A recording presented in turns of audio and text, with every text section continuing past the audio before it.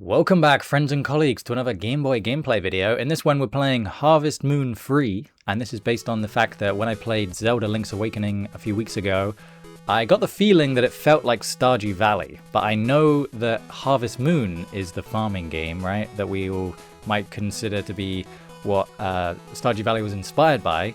So I thought that by playing Harvest Moon, and this Harvest Moon Free, I looked up which Harvest Moon was the best, and I looked at Harvest Moon 3, and they kind of said that it doesn't really improve it much over Harvest Moon 2.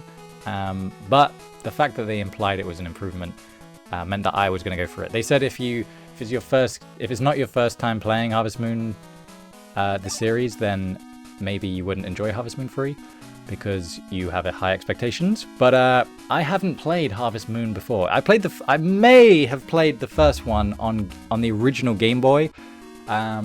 But this one's Game Boy Color, so I think that's going to be a bit of an upgrade. And I've already played it, and I've collected some notes like I did in my Zelda video. So I'm going to overlay some of the gameplay while I'm making these points to kind of show you what I mean. But yes, Harvest Moon is a classically famous Game Boy series, and Harvest Moon 3 on Game Boy Color is an almost perfect farming game. Emphasis on almost, it's not perfect. 5 hours in, I was basically addicted to the gameplay loop. Waking up in the morning, sending your partner to do a job for you, which was caring for the chickens in my case, and then I'd go to the farm and I'd water any plants and pick up any that were ready to harvest and take them back to the storage, and then I'd go to the grasslands and pick up the fruits that are in the grasslands, and then I'd go to the village to see if the ferry was going to the mainland, and if it was, I would take it and go and buy some stuff from the shops, like seeds and stuff, and then I would go home and I'd talk to the person I'd talk to my partner who would be in the chicken coop, and then I would do the job. I'd finish their job for them because they never seemed to do it all, which was just feed the chickens. And I was so locked into this. I originally played for like 3.5 hours, and I got it to a couple days before summer. And then I was like, well, I want to play into summer so that I can give you guys a proper review of like how it actually feels to play the game and like get to that next stage. And as soon as summer hit and I got new crops, I was like locked in again. It was so good, which is a feeling that Stardew Valley has. And this game shares a lot of DNA with Stardew Valley.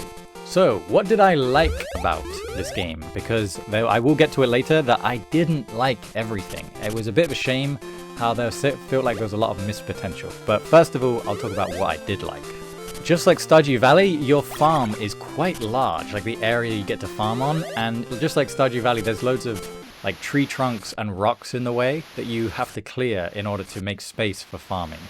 And there was quite a large bit of land, and that's what I really liked, is that I felt as though I was making progress when I was, clearing it all and then giving myself space to farm.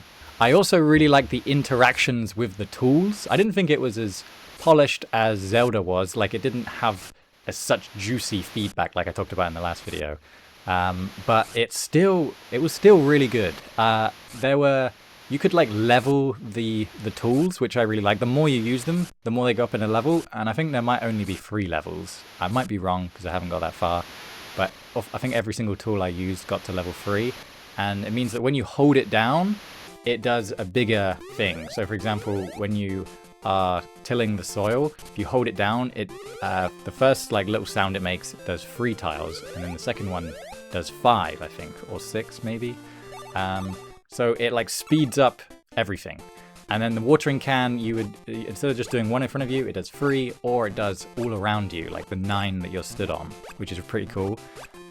Which helps, those extra ones help you get into the corners of things that you might not otherwise be able to reach. There was also the axe and the hammer, which help clear rocks and large rocks and like tree trunk things. I thought it was very satisfying, and I actually at one point in part of my routine every day in the game was to go to the grasslands and break all of the stumps and rocks there so that I could level it up to level 3. But once I got to level 3, I don't think there's any real use for it that I have found yet. I'm hoping that changes. Another thing I liked was the in-world books. Like on your bookshelf when you begin, there are free books and they just give you basic, like tutorial help in a way. And it helped make it feel as if we were in the world and we were getting information naturally.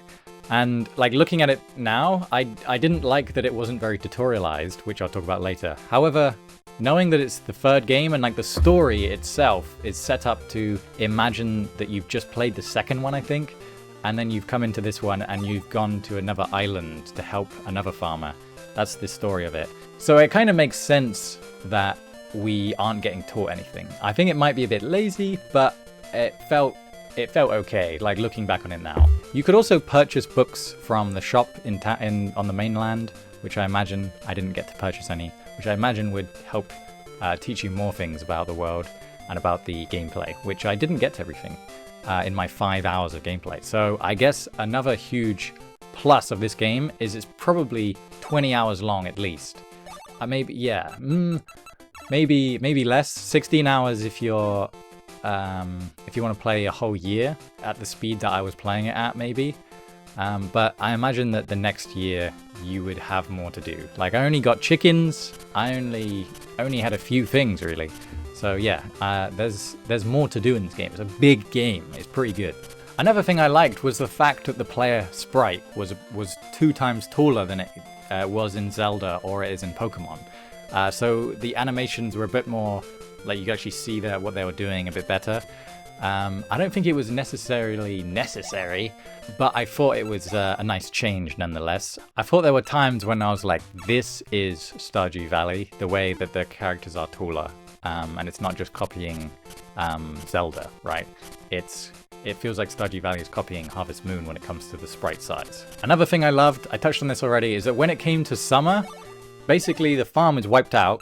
Not completely, unfortunately. I had dug like this channel of water and then that had stayed there. I kind of wish it hadn't because I did it accidentally and I don't know how to fill it back in. That's my own problem. But the new season brought new crops and they even said that they would, give multiple harvests. So I'm very interested to see how that goes. It also, it just felt fresh again. It felt like a brand new farm. It wasn't perfect. I can think of ways that Stardew Valley did it better, which makes sense because Stardew Valley came after it. But the heart and soul of Harvest Moon 3 is in Stardew Valley. I can feel it. I actually really liked how the farming felt a bit like a puzzle. The way that you throw seeds in the air and it fills in the 9 slots around you. And then when each day there's a chance that birds will have eaten the seeds or the plants. So you can't technically access that one in the middle and later if every single crop is around it. But because of the birds coming and taking them away, you might get access to it, which actually feels interesting and cool. Like imagine you or on a farm or something and you just threw seed in the air, which is what the character does, right? He just does that. And then they all grow and you can't get in, right? Like if it's bush-like, you can't really get into the middle to water it or to harvest it. It's an interesting, almost realistic idea that I actually appreciated. It made it feel like a puzzle. That's why I liked it. Along with all these actions that the player's taking and stuff, I also like the sound effects. I didn't think they were as juicy again as Zelda, but on their own, if you stop thinking about Zelda, it's pretty good. I enjoyed it. And finally, what I just loved about it is that it was retro. I liked that they had maximized the Game Boy controls. Like, you only have 4 buttons and a D-pad, and yet we're controlling so many different tools and seeds and other things that we're doing that I respected how they did it. I didn't think it was perfect, but I thought it was really good. And because I hadn't played the previous one, I did feel as though I was a kid again. I had to learn what the hell I was doing on the job, which is what old games used to do. And I think that gives us more value and it connects us to the game better. So when we figure it out, it's not like we've been told everything and now we're just doing what we're told. We figured it out. We're telling ourselves to do this stuff. And that kind of leads me into what I wanted. Because there was clearly fishing in the game, but I have no idea how to access fishing. So I would have wanted fishing. There was an aquarium on the mainland. There was a space for fish in our storage place. So I don't understand when or why when would I get that? You know what I mean? I wanted to know. I wanted to at least know how I would have done that. I also would have wanted it to be better tutorialized, like I said, because the first thing you do when you get there is you look around the inside of your farm. There's not much of your farmhouse, and there's not much there. So you go outside, and then instantly you've got every single animal pen as like a little barn, and you're like, well, do I have any animals? You know, it feels like it's been made ahead of time. It's a bit annoying because it's kind of overwhelming, is what I'm trying to say. I built like a hot springs on the day one, like I got the shovel, but I don't think I necessarily needed it on day one. You know, it's kind of annoying that they did give it to me, because the shovel is like for digging the water. You dig the hot spring, and then when you go in the hot springs, like which gets built on the next day once you've dug it, it like recuperates your energy like it does in Stardew Valley. However, it's not like a meter that you are aware of, the idea of having less energy. So I would argue that you wouldn't even need that hot springs thing. So I would have at least wanted it to be introduced later, or have energy be more of a problem, right? I think only on day one, when I was clearing the farmland and I was, doing every single rock, I was cutting every single bush, I was axing every single tree thing, is when my character looked like he was tired. And if anything, he should have been tired sooner, because it came to the end of the day and he was done. I was like, well, I'll just go to bed, right? It wasn't really an issue. So I do think that Stardew Valley figured that out better, right? I would have just wanted Harvest Moon 3 to have done a similar thing. Another thing I would have wanted from Harvest Moon 3 is to go inside the houses in the village.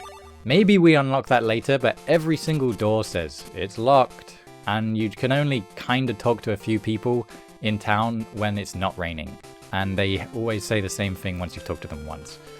So the village was dead. I would have wanted the village to not feel dead. At least be able to go in their houses and kind of get an idea for who they are. At least, at least.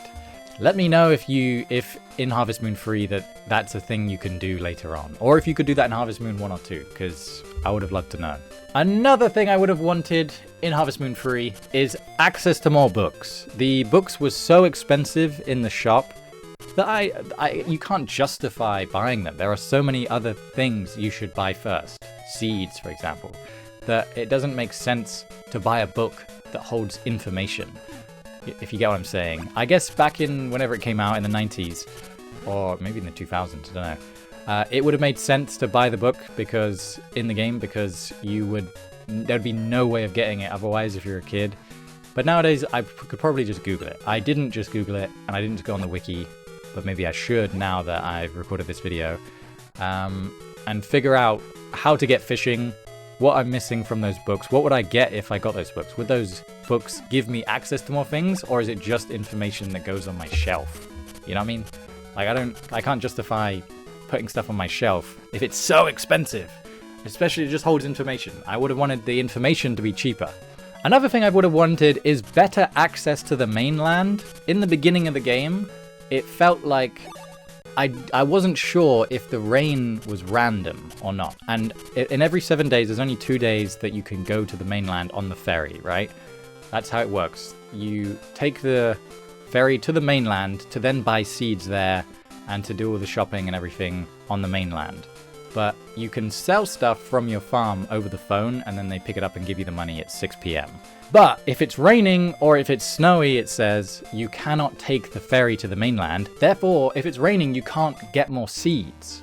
So the question is it random when it's raining and I can't access the mainland, or is it scripted for the first year so that it doesn't open it up until they want it to be opened up? You know what I mean?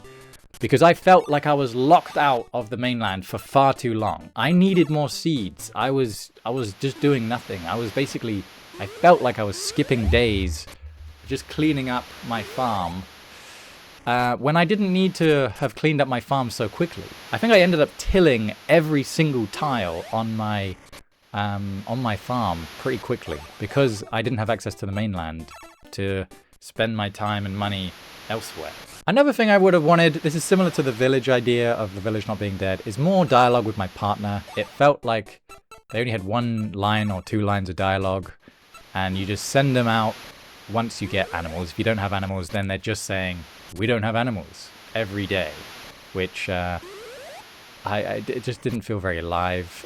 If they are really my partner, or if like I'm helping them, they'd at least have something to say that would, like, you know, it would be so smart if they mentioned something about the progress we're making on the farm. Something to make it feel like it's not just I'm a game mechanic fed to me to help my life slightly later on. In the beginning, it was like the partner was useless and not meaningful at all. If we'd started with animals, like if they'd given us animals at the very beginning, maybe it would have been good, but that wasn't true. And the last thing I would have wanted, I talked about fishing first, that's last on my list, but is exploration. There are places to explore, I think it's the forest, the cliffs, and the mountains, that don't do anything. They're just there, and it feels strange, like I'm missing something. There's a piece of information that I haven't been given yet, and it made me feel out of the loop. It was very strange. I thought that they could have done that better. So by exploration, as at least in the grassland, right, there's stuff you can break to level up your tools, and you can pick up the berries and stuff. And in the forest, it looks like there would have been a place to fish, but I didn't have a fishing rod yet, so the forest was useless. And then the cliffs and the mountains, I couldn't even take out my tools and use them on nothing. It felt strange, like I said, I was out of the loop. I didn't like that at all. I would have wanted to be at least feel like I'm in the loop. At least tell me what I'm doing and why in these areas, you know? Why do I have access to it if it's completely useless? At least make me work towards unlocking it. That would have felt better, I feel like.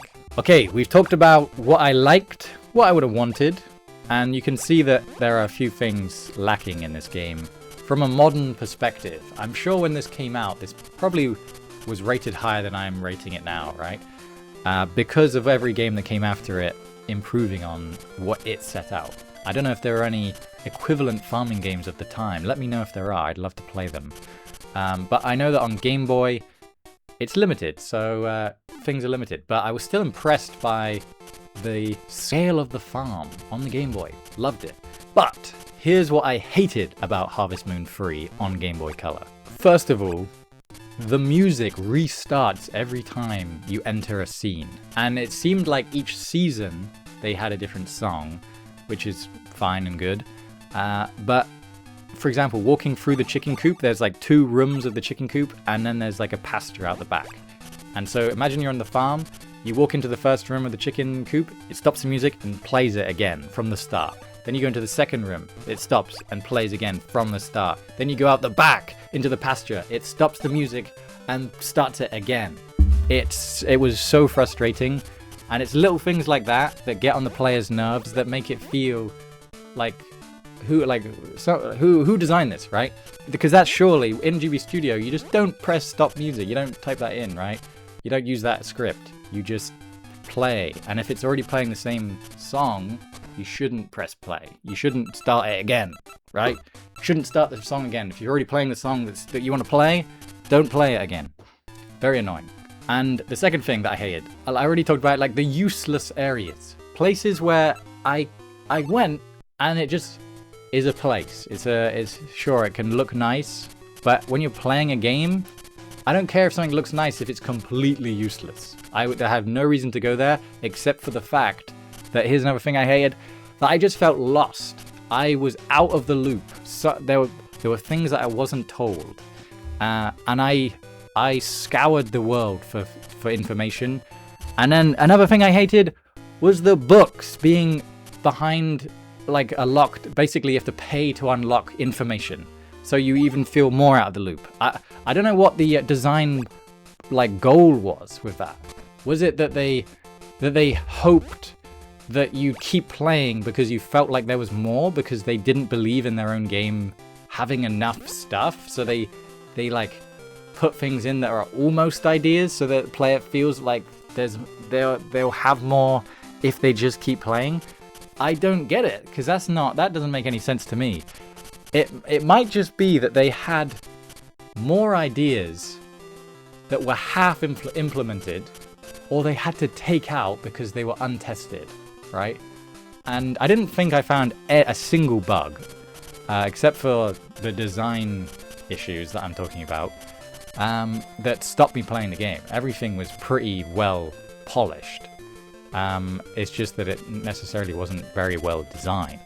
A key point of that, it would be the village feeling absolutely dead and not being able to go in any house. Like why in a way, why have a village on the island if you can't go in any house and the player and the characters just repeat the same dialogue over and over again? Because if like you think about the design of it being like 20 hours long, if I could just read the same bit of text 120 times in 20 hours, it's almost like, why is that even there? Yeah. And going along with the feeling of being uninformed, like the idea that fishing is in the game, but I have no idea how to get to it. There was also in the mainland like a fair that you would get access to. It implied that I could sell stuff at the fair, but it was only on a day that I couldn't come to the mainland. So I was locked out. I remember on one day, the emulator I was using, I fast forwarded it to see what would happen if, we went to midnight. Because the idea would be, I'd be there on the next day, and therefore I could go to the fair. But then it came to midnight and said, oh, it's midnight already. And then I woke up in my bed. So yeah, there was stuff that I couldn't access. Maybe it's my modern mind being frustrated, or maybe it's my game developer mind being frustrated, but either way, I personally was frustrated. I imagine as a child, I would have had similar frustrations, but I would have overlooked them because I would have been inexperienced with games, and I would have thought the problem was me. And I kind of feel like the problem is me again, but I can't justify saying that, because the player can't be the problem, right? That it should, especially after 5 hours of gameplay, you'd have think I'd have found it. Or you'd at least think I'd have found a hint to how I would eventually get to it. But no. So yeah, comparing this to Link's Awakening, obviously it's a different genre, and it's not as juicy, but it's still impressive within its genre, I'd say. But Link's Awakening is so good that it's hard to put them on the same level.